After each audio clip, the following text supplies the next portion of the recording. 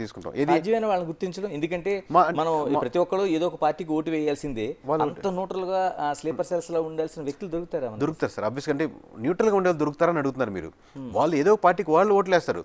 But Janasena గెలవాలి ఇక్కడ అన్న తపనో, లేకపోతే వైఎస్ఆర్సీపీ గెలవాలనే తపనో, లేదా చంద్రబాబు గెలవకూడదని బలమైన అపోజిషన్ అలాంటి లేని వాళ్ళం న్యూట్రల్గా అబ్జర్వర్స్ అన్నమాట. వాళ్ళని మేము దాదాపుగా 1 సంవత్సరం 2 సంవత్సరాలకి 40 మందిని పట్టుకోగలిగాం. అంత టైం మేము ఈజీగా పట్టుకున్నామని అసలు అది మేము పట్టుకుంటే వాళ్ళ కోసం తిరిగినప్పుడు కాదు. మేము రకరకాలుగా ఇప్పుడు ఇండివిజువల్ నేను ఎక్కువ విలేజ్ వైజ్గా తిరుగుతున్న వాళ్ళు, టీం ఎక్కువ తిరుగుతున్నప్పటికీ ఈరోజు పలానా కలిశానన్నా ఆయన బాగా చెప్తున్నారు విషయం అంటే ఎక్కడున్నా కానీ వెళ్దాం పదా మళ్ళీ వెళ్ళి మాట్లాడి అన్న మాకు ఏదో అవసరమో ఇది చేసి పెట్టండి. అది పెద్దవాళ్ళు కూడా అంటారు. ఇప్పుడు డాక్టర్ ఉన్నారు ఒక ఆయన మా దాంట్లో, ఆయన రెగ్యులర్గా ఆయన హోమియోకి వస్తూనే ఉంటారు ఇప్పుడు జనాలు. ఆయన ప్రతి ఒక్కరిని మామూలుగా ఆయన ట్రీట్మెంట్ చేసిన దాన్ని 10 నిమిషాలు అయితే 5 నిమిషాలు మీ ఊర్లో ఎలా ఉందనే పరిస్థితులు, వీళ్ళు కమ్మోలు ఎలా అనుకుంటున్నారు, రెడ్లు అనుకుంటున్నారు, లేదా యాదవులు ఎట్టున్నారు, ఇదే పని డిస్కషన్. ఆయన పక్కన నోట్ చేసి పెట్టుకుంటే రాసి పెట్టుకుంటే ఈ ఊళ్ళో ఉన్నారు. నేను అడిగినప్పుడు ఒక 15,000 ఇలా ఉన్నాయి ఏకేకే ఇన్ఫర్మేషన్ అని చెప్పిస్తారు. ఇలాగనమాట వాళ్ళు ఇదే వృత్తిలో ఉండేవాళ్ళు కాదు వాళ్ళు. కిరణ్ గారు, ఏ అంశాలు అంటే ఒక ఇంత గ్యాప్ వచ్చిందంటే దాదాపు 49, 39 ఉండే ఒక 10% మీరు 15 వరకు అది వెళ్ళిందని చెప్తున్నారు. అంటే ఏ అంశాలు మనకు దోహదపడినాయి? అంటే ఏ చోట్ల వ్యతిరేకత ఉండే ప్రభుత్వానికి మనకు వచ్చిందని మీరు అంచనా వేస్తున్నారు? అంటే 15% అంటే ఒకటే సార్, ఇవన్నీ వైఎస్ఆర్సీపీ నుంచి టీడీపీకి ఇచ్చింది అనమాట. 1% మీకు వైఎస్ఆర్సీపీ నుంచి టీడీపీకి వెళ్తుంది. ఏమని, అయ్యా రోడ్లు బాగాలేవు, అందుకని నన్ను చూసి వ్యతిరేకించి మీ దగ్గరికి ఓట్లు వేసేవాళ్ళు ఇస్తున్నారు, ఇదిగోండి తీసుకొని 1% ఇస్తున్నారు. అయ్యా మీకు ఇక్కడ ఎంప్లాయీస్ ఉన్నారు, ఎంప్లాయీస్ అగెనిస్ట్గా ఉన్నారు, ఎంప్లాయీస్ నుంచి 1% తీసుకొని అని ఇస్తున్నారు. అంటే ఇది వైఎస్ఆర్సీపీ లాస్ట్ టైం ఓట్లు వేసిన వాళ్ళు వెళ్తున్నారు చెప్తున్నాను నేను. అలాగే కొత్తగా జాబ్స్ కోసం ప్రయత్నించే వాళ్ళు మొత్తం రాష్ట్రంలో 10 లక్షల మంది ఉన్నారు. 10 లక్షల మంది కుటుంబాలు దాంట్లో సీరియస్గా ప్రిపేర్ అయ్యే ఒక 2-3 లక్షల మంది ఉన్నారు అనుకోండి. ఈ 2-3 లక్షల మంది ఇంటూ 4 అంటే వాళ్ళ నాన్నగారు వైఎస్ఆర్సీపీకి ఓట్లు వేద్దాం అనుకున్నా ఎక్కడన్నా వేసేదని వ్యతిరేకించేవాళ్ళు. ఈ సంబంధం లేకుండా రాష్ట్రం నుంచి బయట నుంచి మొన్న ఒక 10 లక్షల మంది ట్రావెల్ చేసి వచ్చి ఏముందో వాళ్ళ అవ్వకి తాతకి పెన్షన్ వస్తున్నప్పుడు కూడా వీళ్ళు కంప్లీట్గా వెళ్ళి వాళ్ళని ప్రభావితం చేసి మీరు కంపల్సరీ వైఎస్ఆర్సీపీకి ఓట్లు వేయొద్దు అని ప్రభావితం చేసిన వాళ్ళు. అలాగే మీకు ఒక్కొక్క సెక్షన్ చెప్పినప్పుడు ఇప్పుడు గంజాయి ఇష్యూ మీద ఎఫెక్ట్ ఉన్న వాళ్ళు 1 లక్ష మంది ఉన్నారు అనుకోండి. ఆ 1 లక్ష కుటుంబాలు ఎఫెక్ట్ ఉంటాయి దాని విధంగా ఓవరాల్గా. అలాగే మీకు పోలీస్ శాఖ మంత్రికి తీసుకుంటే దాంట్లో ఇప్పటికీ ఇండివిజువల్ ఒక కానిస్టేబుల్కి 2 లక్షలు 3 లక్షలు రావాల్సిన బ్యాలెన్స్లు ఉన్నాయి. వాళ్ళు కంప్లీట్గా అంటే జగన్మోహన్ రెడ్డి గారు చుట్టూ ఉన్నటువంటి సెక్యూరిటీలో 90% ఓట్లు పడి ఉండవు. ఆ సెక్యూరిటీ అంటే ఆ ఇష్యూ చేస్తున్నారు. అంటే 30% ఉంది కదా అంటారు, వాళ్ళు 30%లో రారు కదా. సో సెక్యూరిటీగా పనిచేస్తూ పోలీస్ శాఖలో ఉండే వాళ్ళకి 1% పడి ఉండవు. ఈ విధంగా మీరు 1% పెద్ద దాంట్లో యాడ్ చేసుకుంటే 15% వస్తుంది సార్. ఆ 15% హ్యూజ్ డిఫరెన్స్ వచ్చి మీకు ఓవరాల్ ఓట్ బ్యాంకింగ్ షిఫ్ట్ అయ్యి 14 స్థానాలకే పడిపోతుంది. ఆ 14 మేము తప్పు ఇచ్చి 20 అవ్వచ్చు, అది వేరే విషయం. ఒక 5 సీట్లు 4 సీట్లు అటు ఇటు అవ్వచ్చు. కానీ ఇంత డిఫరెన్స్ ఎందుకు వచ్చిన కారణాలు చెప్తున్నాను మీకు నేను.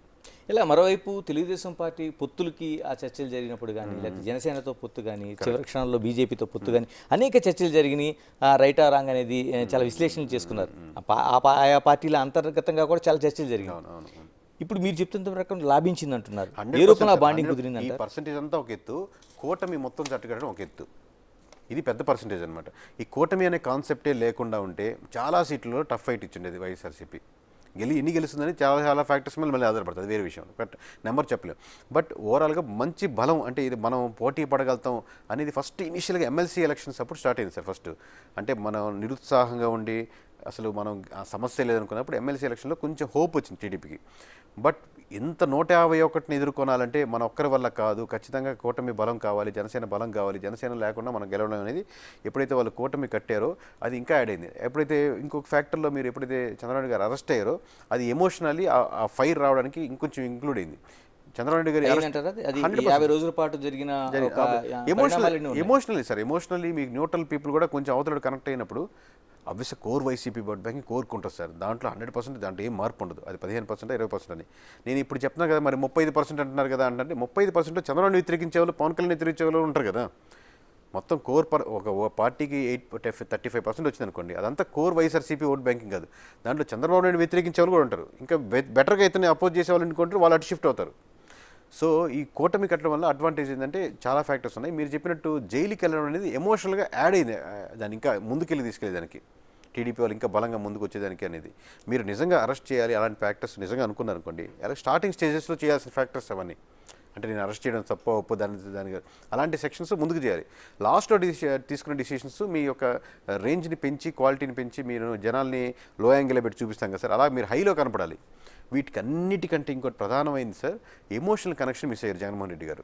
ఏ ఎమోషనల్ కనెక్షన్ అయితే ఆయన ఎక్కువ కనెక్ట్ అయ్యారో పాదయాత్ర ద్వారా ప్రతి ఒక్కరు నేను జగన్ కలిశాను, జగన్ నాకు హ్యాండ్ షేక్ ఇచ్చారు, జగన్ నాకు హగ్ ఇచ్చారు, లేదా జగన్ నేను చూశాను, జగన్ కష్టపడుతున్నాడు అంత పాదయాత్ర అని ఏ ఎమోషనల్ కనెక్షన్ అయితే ఉందో మాట మీద నిలబడతాడు రాజశేఖర రెడ్డి బిడ్డ అని.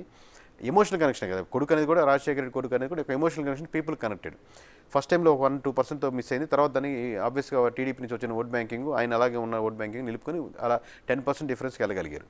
కానీ ఇప్పుడు గెలిచిన తర్వాత ఆ ఎమోషనల్ కనెక్షన్ పూర్తిగా దూరం అయ్యారు. అప్పుడు ఎమోషనల్ కనెక్షన్ ఉంటే మీకు 1 or 2 ఫ్యాక్టర్స్ కవర్ చేయగలుగుతుంది అది. అంటే ఎమ్మెల్యేని కలవడం, అక్కడ ఎమ్మెల్యేతో పాటు మిమ్మల్ని ఎమ్మెల్యే కదా సార్ నేను కలవడానికి వచ్చాను యాజ్ జగన్మోహన్ రెడ్డి, మిమ్మల్ని కలుస్తున్నాను, మీరు వస్తున్నప్పుడు నాతో పాటు మీరు ఒక్కరారు, మీతో పాటు మండల లెవెల్ లీడర్స్ అంతా ఒక 5-6 మంది తీసుకొస్తారు. వాళ్ళని ఇలా కూర్చోబెట్టి ఇలా మాట్లాడుతున్నప్పుడు ఇంకేంటి సమస్యలు ఇంకేంటి అన్నప్పుడు ఈ సమస్య మటుకు కష్టమన్నా మన దగ్గర బడ్జెట్ ఉంది అతనితోనే మాట్లాడుతున్నాం అనుకోండి.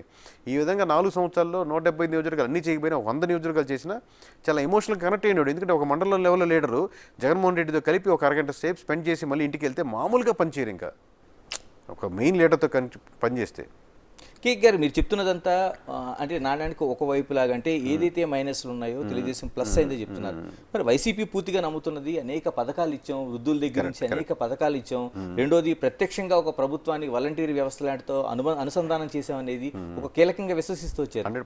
ఆ ఫ్యాక్టర్ ఎట్లా పనిచేయదు? 100% పనిచేసింది కాబట్టి 35% ఉంది కదా సార్. దీంట్లో 5% పనిచేసిందా 7% పనిచేసిందని వెల్ఫేర్ స్కీమ్స్తో మీరు 100% గెలవలేరు సార్ ఏ పార్టీ. లాస్ట్ టైం ఎగ్జాంపుల్ ఇదే కదా, మనకు టీడీపీ గవర్నమెంట్ లూజ్ అవ్వడానికి ప్రధానమైన కారణం అప్పుడు పసుపు కుంకుమ మేము ఇచ్చేసాం కాబట్టి పసుపు కుంకుమ ఓట్లన్నీ మాకు పడిపోతాయి అన్నారు. లాస్ట్ టైం ఎగ్జాంపుల్ మీరు తీసుకోకుండా మళ్ళీ అదే ప్యాటర్న్లో కంటిన్యూ చేశారు. లేకపోతే నీరు చెట్టు కార్యక్రమం కానీ, లేకపోతే రుణమాఫీ కానీ, అప్పుడు ఆ సెక్షన్ అంతా ఓట్ బ్యాంకింగ్ వేసుకుంటే 1 కోటి మంది పైన 1.5 కోటి ఓటేయాలి కదా. అంటే వృద్ధుల ఓటింగ్ చాలా వరకు ఏ వృద్ధులాగా భావించారు, సాలిడ్గా పడుతుందనే ఒక నమ్మకం అయితే వ్యక్తం చేశారు. అనేక సంస్థలు కూడా ఇదే విశ్లేషణ చేస్తూ వచ్చాయి. మనకు పెన్షన్ స్కీమ్లో ఉన్న మైనస్ పాయింట్ ఏంటంటే సార్, ఓవరాల్గా నీకు 60 ఏళ్ళు దాటితే అవసరం ఉన్నా అవసరం లేకున్నా పెన్షన్ తీసుకుంటారు. నిజంగా పెన్షన్ మీద బ్రతికే, పెన్షన్ లేకపోతే నేను చచ్చిపోతాను అనుకునేవారు గ్రామంలో 1 కుటుంబం 2 కుటుంబాలు ఉంటాయి.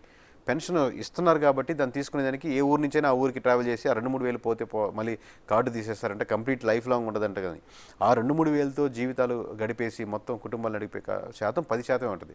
90% ఇస్తున్నారు కాబట్టి, లేదా దీనికి ఆ కార్డు లింక్ ఉంటుంది కాబట్టి ఆ కార్డు తీసేస్తే రేపు పొద్దున మళ్ళీ ఆరోగ్యశ్రీ పోద్దని ఈ ఇంటర్ లింకేజ్తో తీసుకునే వాళ్ళే ఉంటారు. సో ఈ 90% మంది ఎమోషనల్ కనెక్షన్ కాదు. మీరు 2000 ఇచ్చినా తీసుకుంటారు, 2500 తీసుకుంటారు, 1500 తీసుకుంటారు, ఎంత ఇచ్చినా తీసుకుంటారు.